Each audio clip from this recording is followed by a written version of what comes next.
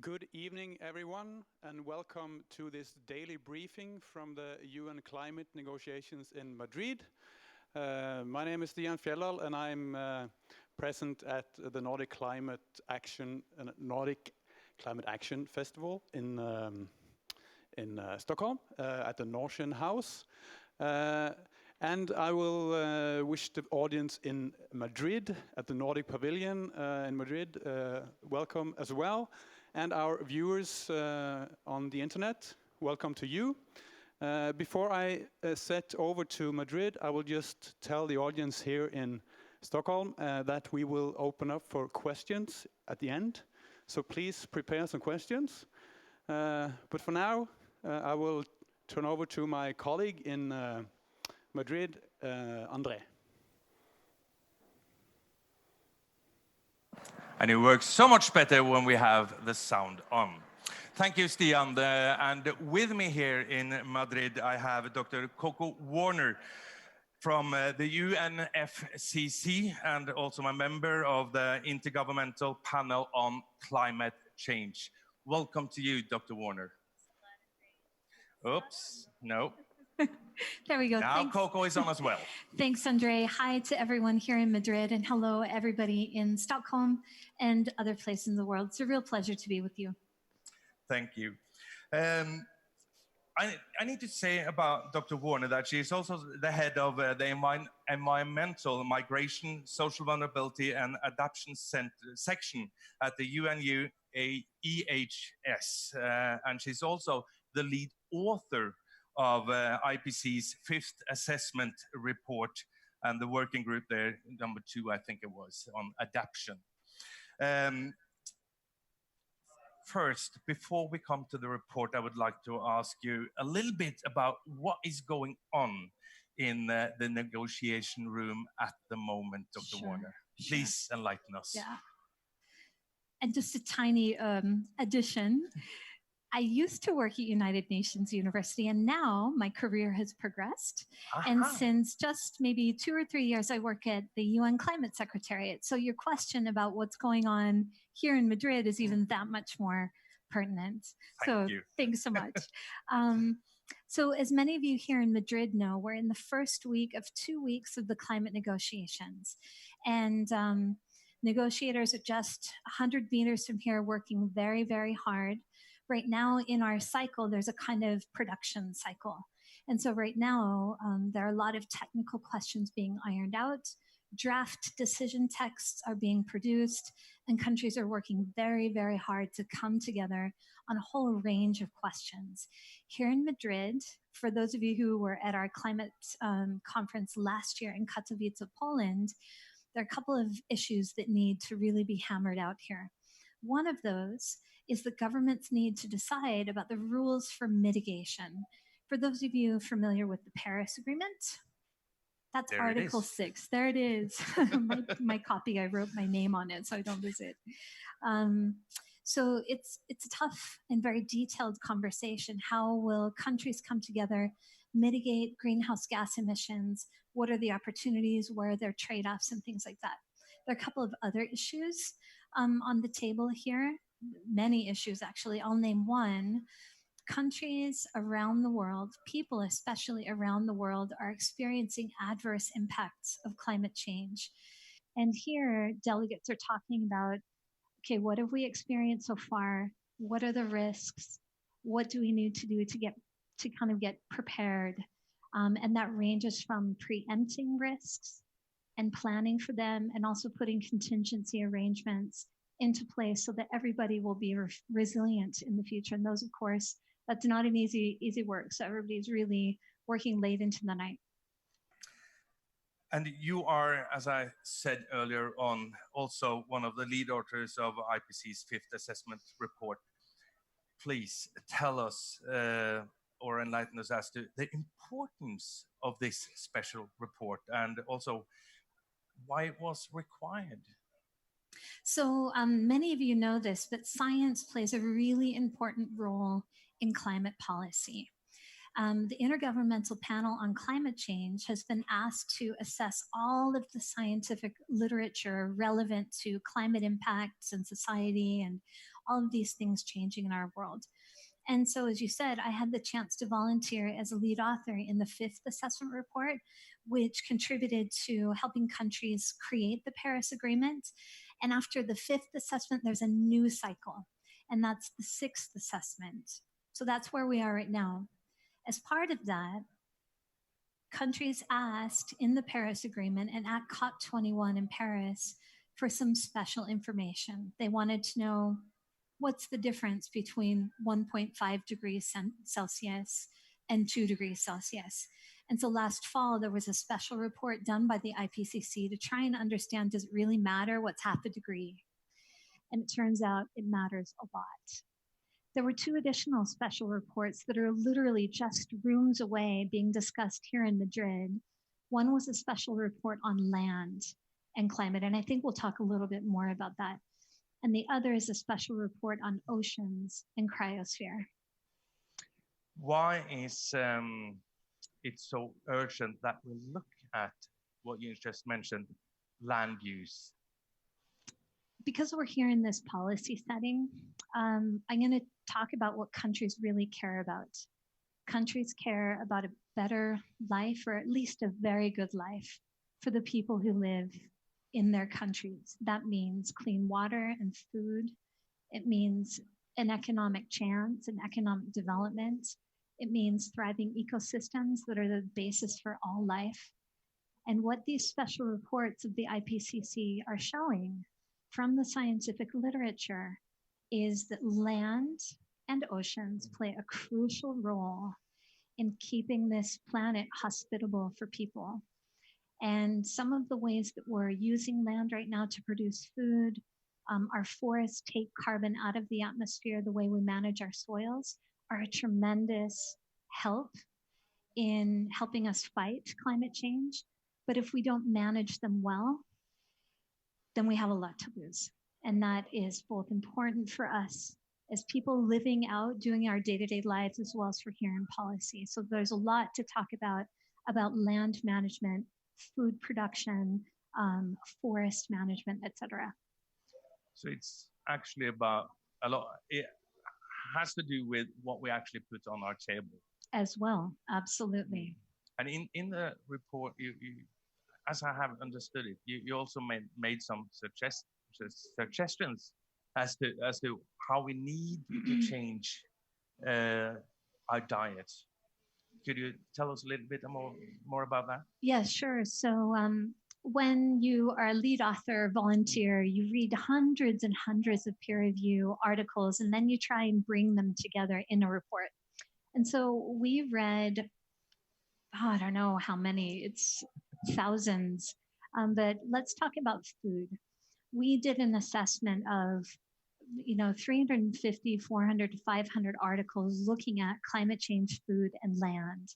And we found some interesting patterns. We know in terms of hunger, happily over the 20th century, through agricultural improvements, hunger has gone down. But in recent years, it started to rise again. So right now in the world, about 800 million people don't have enough nutrition, and they don't have enough calories. I think for those of us who live in maybe the global north or in prosperous countries, there's another thing that really sticks out in the literature, and that is, so 800 million people don't have enough calories or nutrition. Almost 2 billion people don't have enough nutrition and have the wrong kind of way of feeding themselves, way too many calories. So obesity and things associated with that are a really big concern. And what you see is there's this geographical distribution. How could these, or how do we change this? Yeah. So again, going back to the IPCC special report on land and climate, what comes out of the science is a lot of things are possible and actually possible now. And I'm not saying they're easy, but we're learning, for example, that sustainable land management hits a sweet spot. It maintains the soils. It allows farmers, ranchers, other people who are really in close contact with nature that help produce the food that many of us eat, they're actually champions of preserving biodiversity, of preserving soils that grow our trees and our food, of maintaining water sources. So there's a really big role for food producers to play. And there's a really big role for consumers to play in kind of deciding, for those who can decide, what they put on their plate. So we who can afford to put anything we like on our plate should might think again. Yes, and I'm a mom, and so the good news is you should eat your vegetables because a plant-based diet that's rich in fruits, vegetables, beans, and things like that give great nutrition, lots of protein from beans, for example, and legumes, great nutrition from fruits and vegetables, of course, supplemented by additional food sources. That kind of diet is great for you, and it's great for the planet. I think I'm going to ask Stian here in Stockholm, have you eaten your vegetables today? Of course. I get on the case of my kids, eat your vegetables. It's like what my grandma said. Of course I have, of course. Yeah. You just say that. But anyway, Stian, I was wondering if we could let the audience in Stockholm kind of do our job for a short while here and maybe ask Dr. Warner a couple of questions if there are any. Of course, of course. We have a chef in the room beside us here cooking up some really nice food because we have a food event here, climate in relation to climate. And I'm sorry, but you are not invited, Madrid. And I believe some people here have some questions. Just raise your hands. There's one. State your name, please, first. Uno Svedin, Stockholm Resilience Center. I'm happy to hear about the IPCC, that it's knowledge producing activity is on. But how is the reception in the political circles about the science voice through the IPCC? Is it 100%, 80%, or further down the scale? I think we'll let Dr. Warner answer that. Koko, fire ahead. Thanks a lot. And there's really global appreciation for the Stockholm Resilience Center, so it's really wonderful to hear from you. In the rooms that I've been sitting in today, which are those which are talking about the adverse impacts of climate change, there is an appreciation for the best available science, which the IPCC is drawing on to put these reports together. And I think what a lot of governments around the world, they're coming here to Madrid to talk about climate, what to do about it. They're looking very much to the science to get their questions answered. There is a need for always additional information. Of course, if you're a scientist like you'll say, when you talk about thousands and thousands of pages of scientific information, at what point can policy then take over? We need to know more. But I think what you're hearing here in Madrid and some of the rooms is we need more of the best available science to help guide us, navigate us in this path ahead. And then equally relevant, you'll find just another 100 meters in the opposite direction, youth are demonstrating, Indigenous people are talking, people from all walks of life are really asking policy to make the decisions, and they're tough decisions.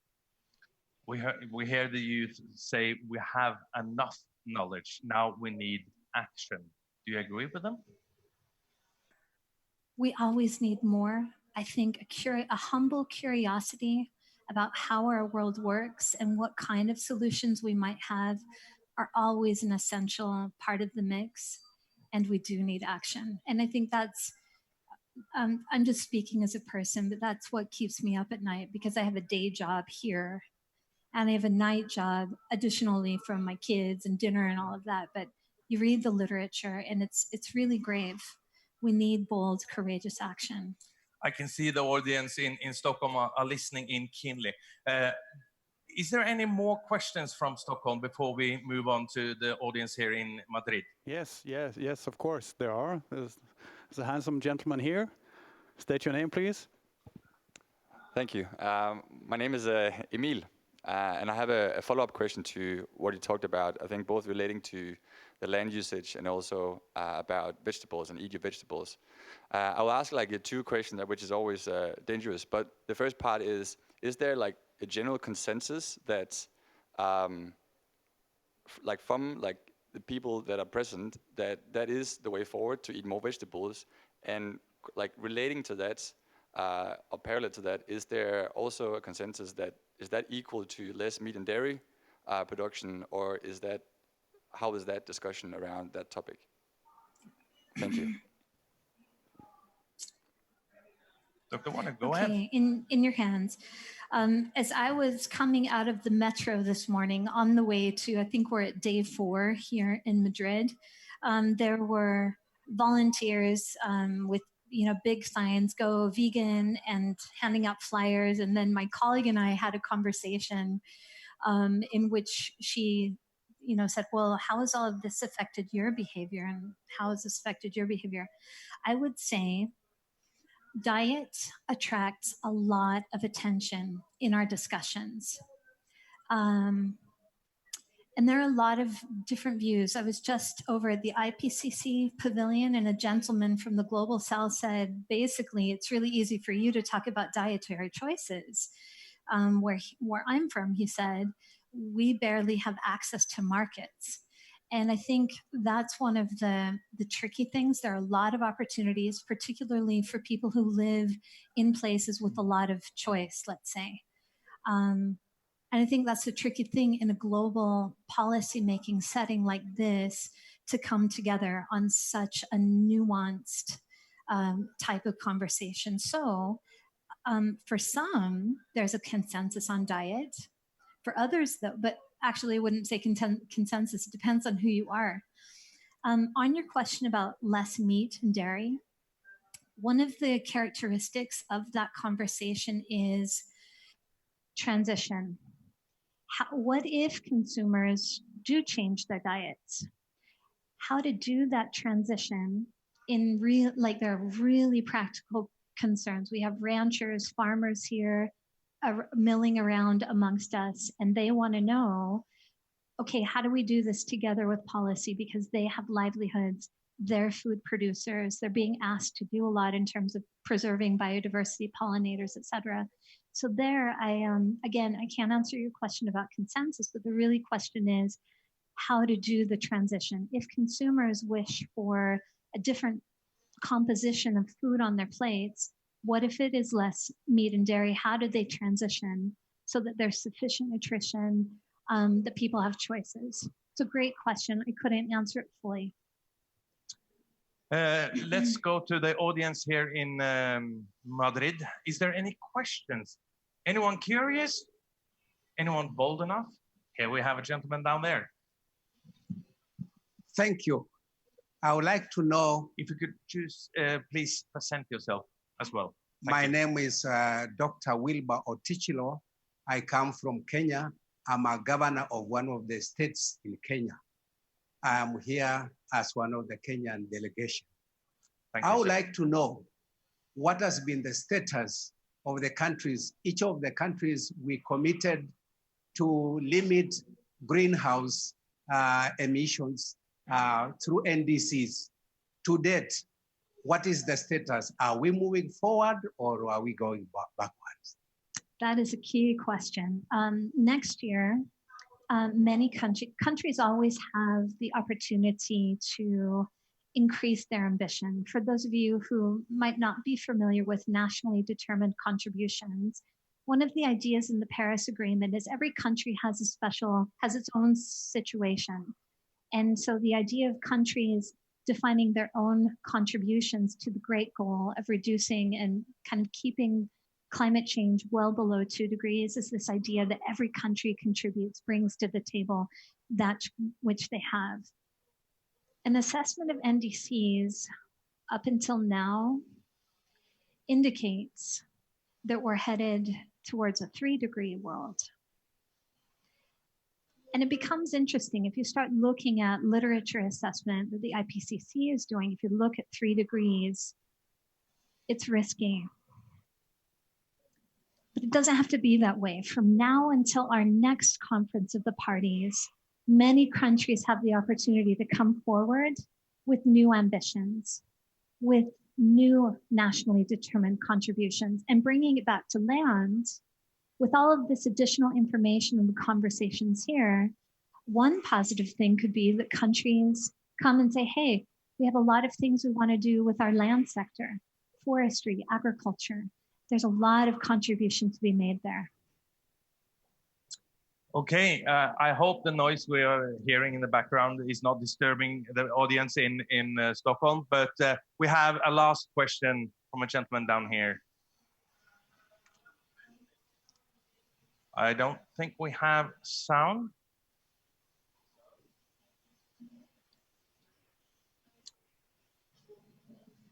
Oh, let's see if we can get the sound working. No, it's not working. 1, 2, 3. Now it's on. Wow. Thank you. Thank you.